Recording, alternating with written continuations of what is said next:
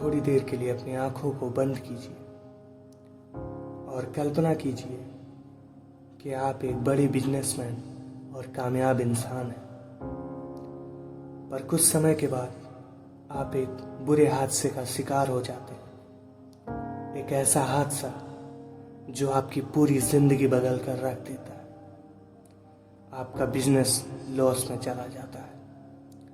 आप सफलता के ऊंचे शिखर से नीचे गिरकर असफलता की ओर जाने लगते हैं। और उस समय आपके दोस्त, आपके रिश्तेदार, आपके चाहने वाले सभी आपका साथ छोड़ देते हैं और आप चाहकर भी कुछ नहीं कर सकते। उस समय आप पर क्या बीतेगी?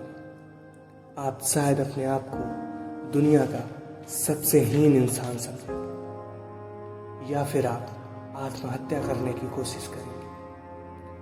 और ऐसा भी हो सकता है कि आप डिप्रेशन में भी चले जाएं।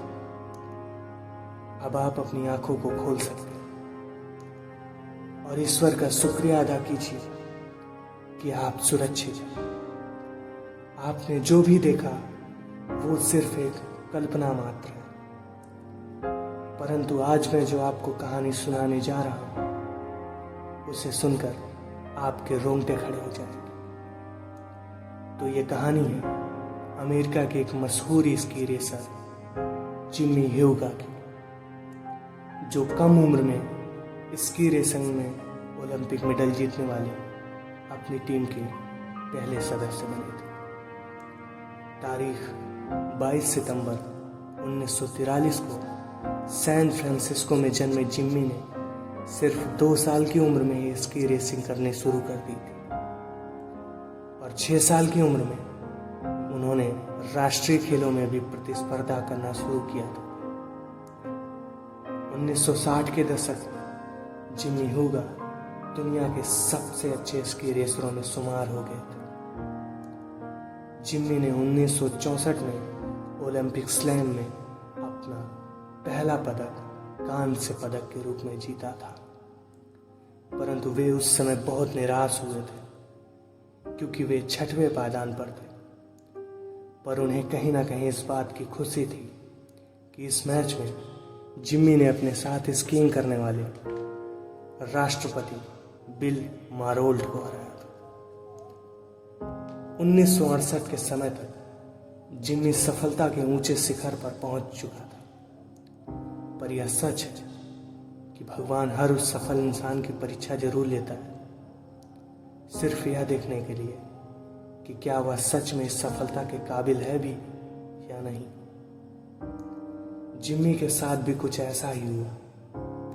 27 साल की उम्र में वे एक गंभीर बीमारी मल्टीपल स्क्लेरोसिस का शिकार हो गए। इस गंभीर बीमारी ने उनको व्हीलचेयर तक ही सीमित कर दिया था। उनके सारे दोस्तों ने उनका साथ छोड़ दिया था, उनसे दूरी बनाने लगे। यहाँ तक कि उनकी अपनी पत्नी ने भी इस गंभीर परिस्थिति में उनका साथ छोड़ दिया, उनसे दूरी बना ली।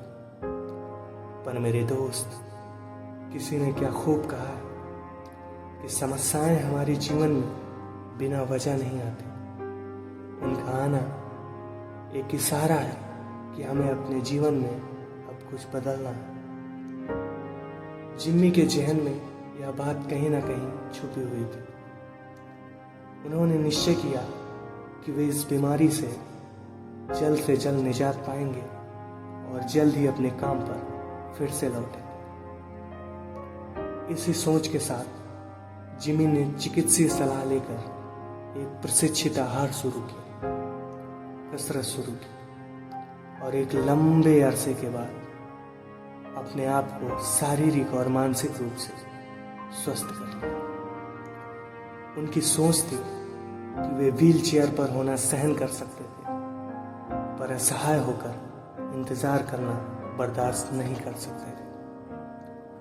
अधिकांश लोगों के लिए दुनिया का एक अच्छा स्कायर होना, एक ओलंपिक पदक विजेता होना, चाहे वह सिर्फ एक ही दिन के लिए क्यों ना हो, बहुत बड़ी बात होगी। पर जिम्मी के लिए अब वह कुछ भी नहीं था, क्योंकि अब वह उस खेल से बहुत दूर जा चुका था। 1980 के दशक में जिम्मी ने मल्टीपल स्क्लेरोसिस के लिए जिम्मी हूगा सेंटर की स्थापना की थी, जिसमें लगभग 125 लोगों का इलाज एक साथ बिना खर्चे के किया जाता था। इस काम के लिए ह्यूगा को United state national ski hall of fame में भी सम्मानित किया गया था। पर उस गंभीर हादसे के बाद ह्यूगा ने अपने दोनों पैर गंवा दिए थे। उनके मन में एक अच्छा स्कायर बनने की होड़ मची थी। यही कारण है कि उन्होंने अपने दोनों पैर गंवाने के बावजूद भी अपनी प्रैक्टिस को जारी रखा और कुछ समय बाद फिर से अपने आप को एक अच्छे स्कायर के रूप में प्रदर्शित किया। तारीख 2 फरवरी 2010।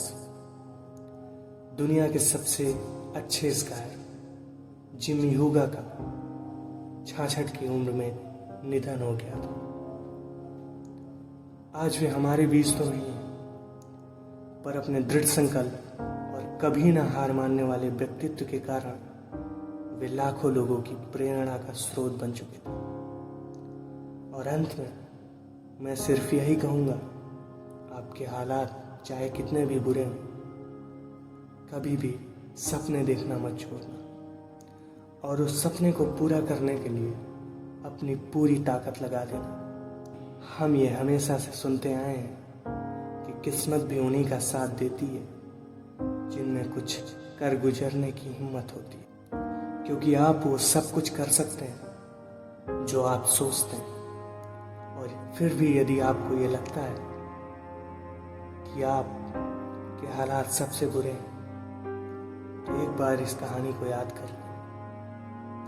ये रियल लाइफ स्टोरी अगर आपको पसंद आई तो अपने दोस्तों के साथ शेयर कीजिए और हमारे चैनल को सब्सक्राइब करके हमारे